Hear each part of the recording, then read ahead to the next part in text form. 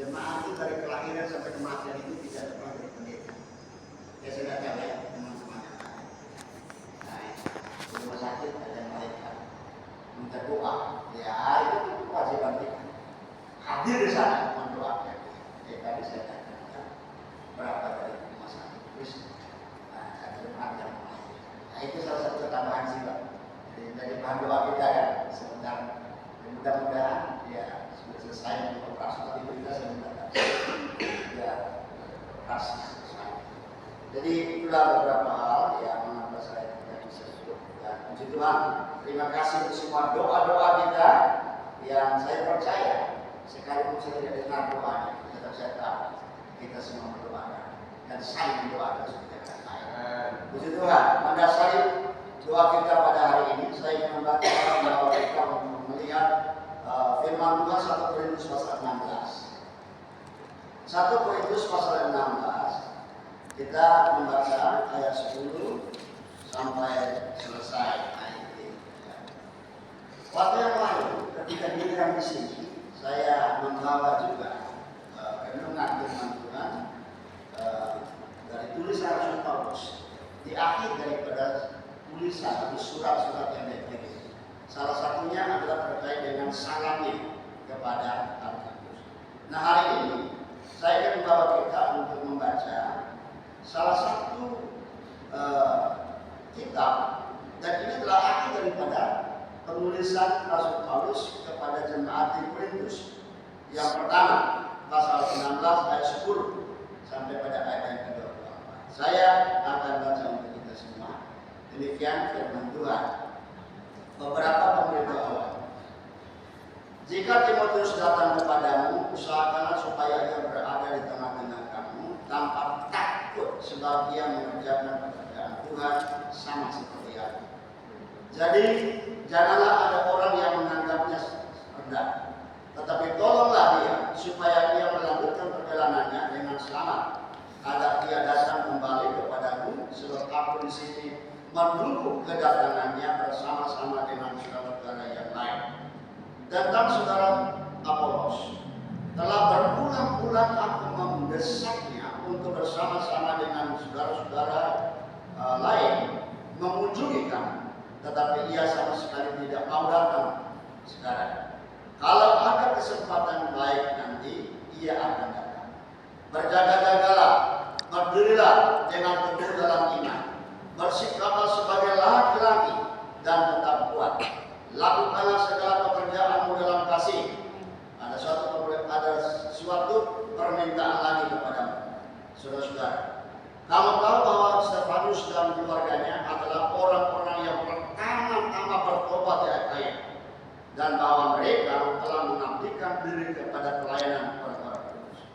Karena itu taatilah orang-orang yang demikian, dan setiap orang yang turut bekerja dan berjerih payah. Aku bergembira atas kedatangan Stefanus, Fortunatus dan Archippus, karena mereka melengkapi apa yang masih kurang padamu. Karena mereka menyegarkan rohku dan roh kamu. Hargailah orang-orang yang demikian. Bagian terakhir, salam. Salam kepadamu dari jemaat-jemaat di Asia Kecil. Akuilah, Priscilla dan jemaat di rumah mereka menyampaikan berlimpah-limpah salam kepadamu. Salam kepadamu dan saudara-saudara semua. Sampaikanlah salam seorang kepada yang lain dengan jiwa kudus. Dengan tanganku sendiri aku menulis ini. Salam dari Paulus. Siapa yang tidak mengasihi Tuhan, terkutuklah ia. Maranatha, kasih karunia Tuhan Yesus menyertai kamu. Kasihku menyertai kamu sekalian dalam Kristus Yesus. Puji Tuhan, demikian pembacaan firman Tuhan. Saya percaya kita semua diberkati ketika kita mendengar dan melakukannya firman ini dalam hidup sehari-hari. Puji Tuhan. Tema firman Tuhan yang saya coba membawa kepada kita pada hari ini adalah bagaimana kita menunjukkan prinsip kehidupan kekristenan kita, ya, di tengah-tengah dunia yang diwarnai dengan berbagai tantangan sekali. Juga bagaimana prinsip melayani Tuhan sesama rekan sekerja dan juga sesama umat Tuhan. Saya sangat diberkati saja tulisan Rasul Paulus. Dalam banyak hal sungguh banyak diberkati. Kalau kita memperhatikan dari awal-awal penulisan dan juga akhir daripada penulisan, ada salam yang manis dan tidak melupakan teman sekerja dan tim kerja seperti apapun keadaan dia. Selalu mengangkat, selalu memberikan pujian dan selalu menghargai rekan sekerja. Itu sangat diberkati luar biasa.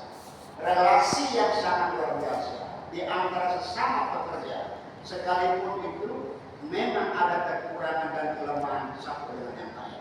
Tetapi relasi antara sesama rekan sekerja, relasi sesama umat Tuhan itu tidak boleh terputus. Itu harusnya ada. Tetapi kita harus menyadari juga dalam keberadaan kita di zaman sekarang. Kadang-kadang perbedaan itu menjadi suatu faktor utama sehingga bisa tidak harmonis dalam suatu relasi. Dan sekarang ini tidak ada lagi satu tentuan bertiga yang dikatakan. Sudah lepas, sudah selesai.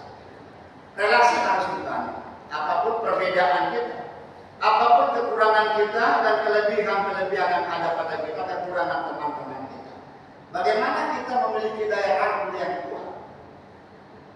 Berdasarkan kasih Kristus sebenarnya memampukan kita untuk bisa memberikan semangat, dorongan dan spirit kepada sesama kita sebagai pelayan Tuhan, sebagai rekan-rekan sekerja, sebagai umat Tuhan di mana saja kita berada. Nah, karena itu apa yang disampaikan Rasul Paulus kepada jemaat di Korintus ini memberikan pelajaran penting bagi kita, bagaimana kita dalam relasi kita, dalam kebersamaan kita sebagai umat Tuhan di mana saja kita berada. Yang pertama, mari kita perhatikan ayat demi ayat teman-teman ini. Dalam ayat yang 10 itu memberikan prinsip yang pertama bagi kita bagaimana melayani di ladang Tuhan sesama umat Tuhan, sesama rekan kerja. Yang pertama adalah harus ada spirit memberikan dorongan kepada sesama untuk lebih giat dalam melayani Tuhan, untuk lebih giat dalam persekutuan dengan Tuhan, untuk lebih sungguh-sungguh dalam mengiring Tuhan. Itu spirit yang harus ada pada setiap pribadi orang-orang yang percaya kepada Tuhan, apalagi sebagai seorang pelayan Tuhan. Harus ada. Memperhatikan ayat firman Tuhan ini, ya. Bagaimana Rasul Paulus itu menasihatkan kepada orang-orang Korintus supaya menerima kehadiran daripada Timotius itu, ya. Meminta agar jemaat Korintus menerima Timotius dengan baik sehingga dapat melayani dengan baik. Jangan ditakut-takuti. Mungkin saja ada hal yang masa lalu ada kekurangan, ada masalah. Tetapi ketika dia sudah terjun dalam pelayanan itu, dia hadir di tengah-tengah, berikan spirit dia, berikan support kepada dia, supaya tambah semangat dalam pelayanan itu. Dorongan itu harus ada seharusnya pada setiap pribadi orang yang percaya. Ya, saya ada beberapa orang yang tentu di antara kita tidak lepas daripada setiap berjumpa, apalagi dengan baik, curhat dan sebagainya. Kadang-kadang tidak hanya di dalam gereja satu denominasi, yang di luar dari denominasi itu. Ya. Saya selalu katakan begini, di mana saja gereja itu tidak ada sempurna. Selama Anda berjumpa ini, tidak ada sesuatu yang sempurna yang kita jumpai. Kita dari satu gereja ke gereja yang satu akan berjumpa dengan masalah. Kalau kita mencari kesempurnaan bukan di dunia, maka kita tidak akan ada di dunia kalau kita mencari kesempurnaan. Kesempurnaan itu hanya ada di Yesus dan tidak di dunia ini. Justru oleh karena kita belum sempurna, maka kita diproses menuju kepada kesempurnaan ini. Oleh karena itu, saya bukan tidak senang ada di gereja di mana saya bayar, saya senang. Tetapi adalah hal yang tidak baik ketika Anda datang ke sini. Ternyata kepada kamu tidak tahu dan hubungan kami tidak baik. Saya tidak mau. Anda boleh kembali ke sana. Saya tanya, sebelum ke sini kemana? Oh, sudah ke sini, sudah ke sana. Anda harus menetapkan satu hal. tidak boleh menjadi anggota gereja kiri kanan. Itu pengalaman saya. Anda harus setia kepada Tuhan, dibuktikan dengan kesetiaan kepada satu gereja di mana Anda berada. Tapi ada masalah begini, di mana gereja tidak masalah? Di mana gereja tidak masalah? Yang beda adalah tidak bisa. Salah satu tanda kedewasaan kita adalah belajar menerima kekurangan kita. Dan berikan Spirit berjalan di dalam baik dan begitu dalam. Jangan dibuat terpukau. Apalagi Anda berusaha menyeret-nyeret kita sudah terlibat dengan persoalan dia. Nah itu dia. Itu jadi masalah. Ya, kita harus berusaha memiliki jiwa yang besar. Saya sangat diberkati. Saya kira hampir semua pendeta yang mengikuti acara yang diadakan Bendina Setia, khususnya pembicaranya itu yang pertama misalnya yang bicara tentang asumsi. Ya, saya pikir itu kita harus ada.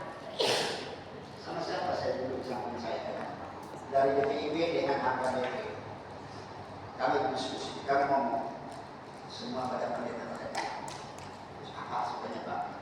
Itu kena semua. Kena apanya? Ya itu kan kita berat kadang-kadang. Pikiran kita kadang-kadang sesama kuat. Ternyata mungkin kita belajar banyak. Ternyata kita belum melakukan dalam, belum serius mencari kebaikan seseorang itu. Kita hanya bisa melihat salah. Dia pakai, kalau dia mengatakan ada balon ya, dia pakai baru apa ya? Jangan lupa ya. Kita bisa melihat seluruh kecil itu kesalahan di mata orang lain. Tapi padahal ada satu balon besar mata kita ini. Nah itu kan bisa terus. Nah itu dia. Itu dia. Seperti itu. Nah, saya syukur berbiasa. Setiap punya dua sisi yang tidak bisa. Tapi selama saya dalam manusia dalam melihat itu. Karena setahun di kampus dengan hujan sekarang. Nah itu kan saya akan menuntut saja ya dari situ. Tapi yang saya mau katakan dalam prinsip pelayanan kehidupan, prinsip pelayanan sebagai pelayan Tuhan, juga prinsip sebagai seorang anak Tuhan di mana kita berada. Kita harus saling mendorong perjumpaan dengan orang-orang yang bukan satu denominasi, perjumpaan dengan orang-orang yang berbeda dengan kita, dan pasti kita akan mengalami. Bagaimana ketika dia curhat kepada kita, menyampaikan masalah? Hal yang pertama, setidaknya kita boleh menuliskan, tetapi berikan dorongan kepada dia untuk lebih. Paulus menasihatkan kepada jemaat di Korintus, terima dia, dorong dia, jangan ditakut-takuti dia ketika dalam pelayanan. Bagaimana kalau ada orang denominasi masuk ke lokasi kita? Nah, belum tentu juga semua hamba Tuhan bisa menerima dengan lapang dada. Bahkan kita akan mensodorkan berbagai macam pandangan. Itu hal yang wajar saja.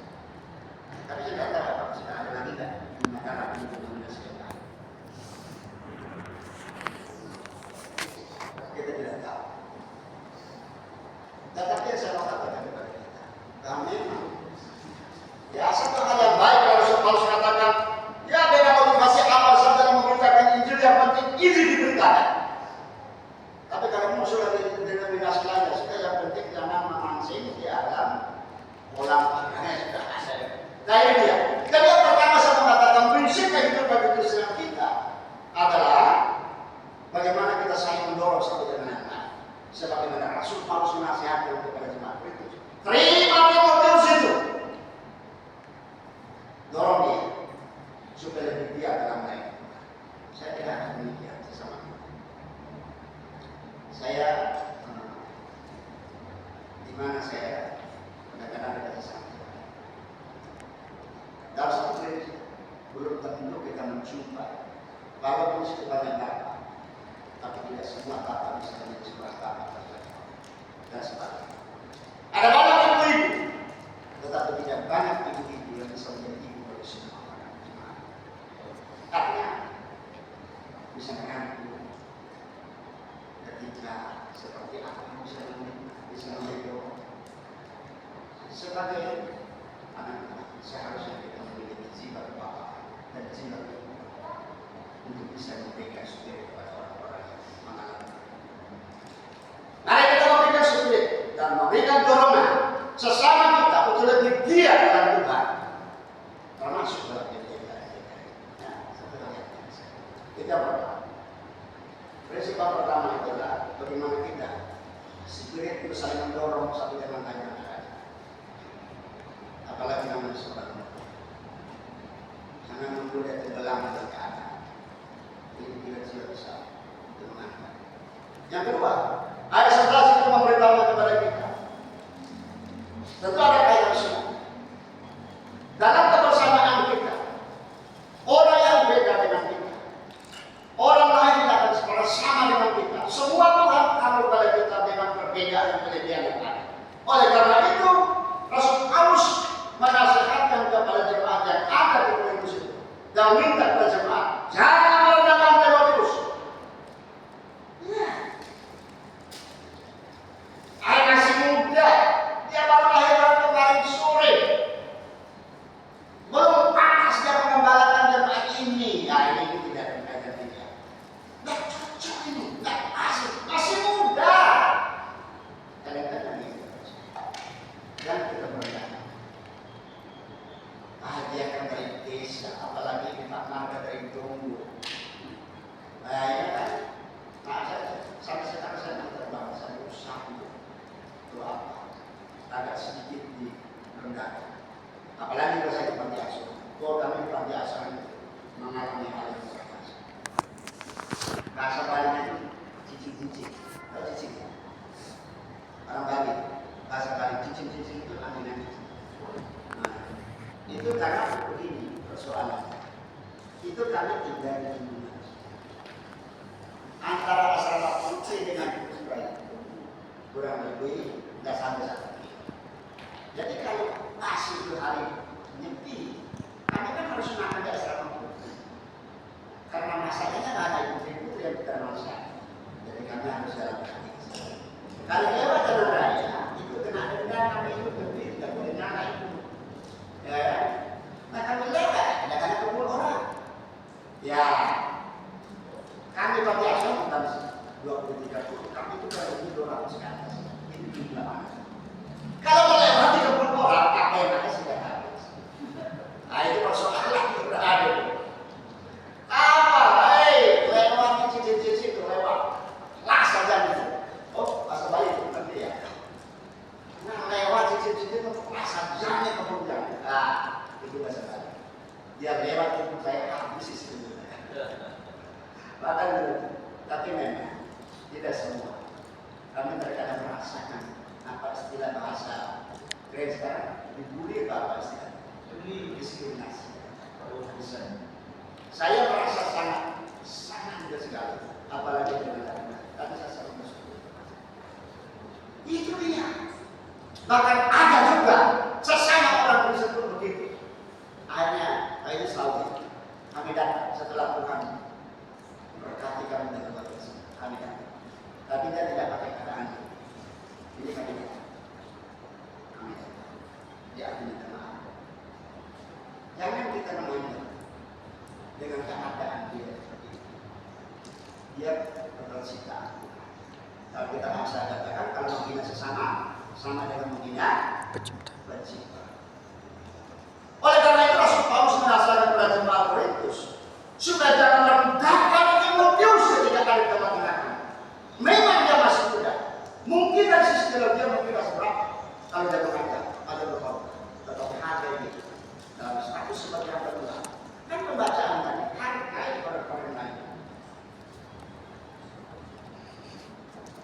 Jangan saling menyisihkan di antara sesama. Terkadang kita mengingatkan jemaat hargai pelayan Tuhan, hargai pendeta. Tapi pendeta dengan pendeta saling gigi. Nah itu kan tidak sinkron dengan apa yang disebut. Saling tidak sebenarnya. Tapi di jemaat kita hargai pelayan Tuhan, hargai pendeta. Hari ini saya selalu ingat bagaimana di antara kita dan sesama umat Tuhan adalah